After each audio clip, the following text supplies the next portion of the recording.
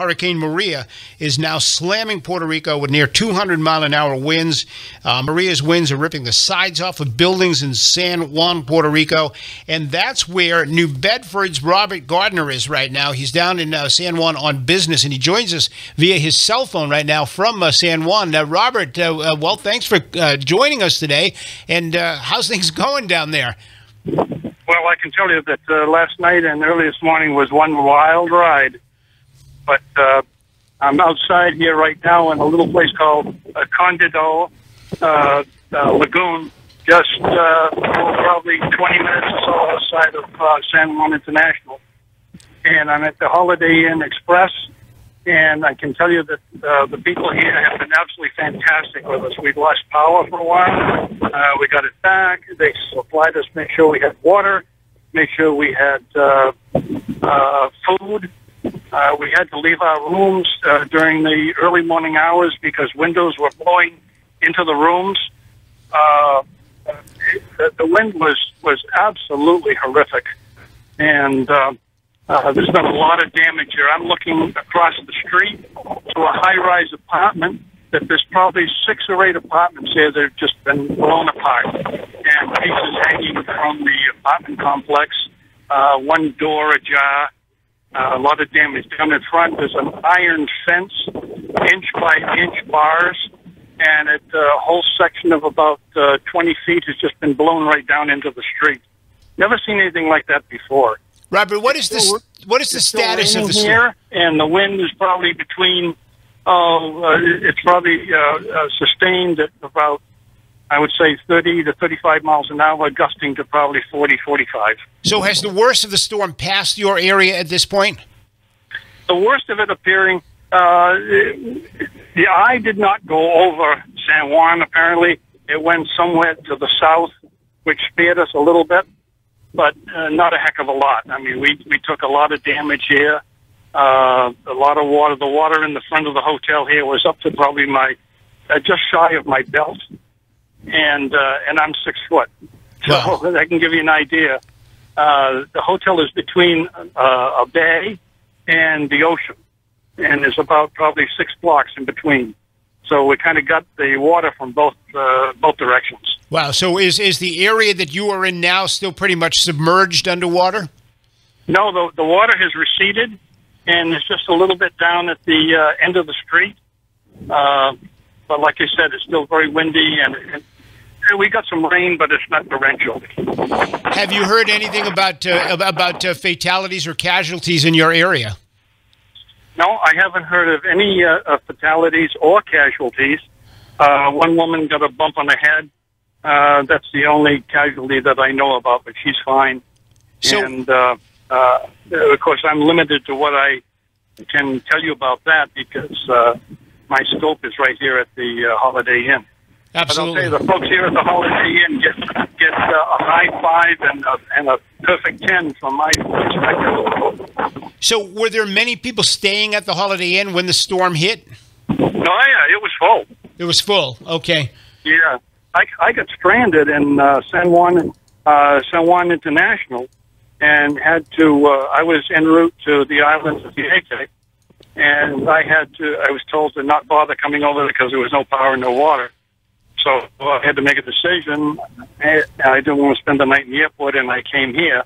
So I've been here since Sunday night trying to get out. Hopefully I can get out tomorrow on a Delta flight in late afternoon. Wow. So in terms of the damage that you're seeing, would you describe it as catastrophic damage, or are the buildings that you're looking at uninhabitable at this point? Well, the apartment complex behind me sustained considerable damage, and there were balconies just ripped off, air conditioning, central air conditioning units for the condos were just ripped out of the side of the wall, and some are hanging, some are laying down on the ground. Balconies were completely ripped off. Some of these shutters down here, some of the buildings have shutters over the storm shutters over the windows. Some of those storm shutters have been absolutely just ripped right out of the concrete. So were you in your room when the windows began blowing in? I was. That must have been quite a frightening experience. Well, it kept getting like a little worse and a little worse. I put the pillow up against my head because the window came in with all kinds of glass and my face catching it. But it finally got to the point where I said, "Hey, enough's enough," and I went to bed fully dressed and had my bags all packed.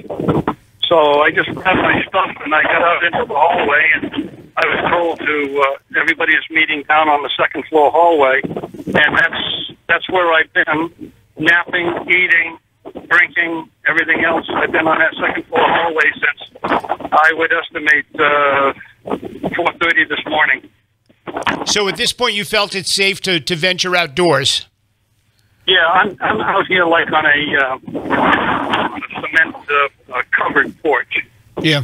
Do you see any other folks outside? Anybody else outside from other areas? Yeah,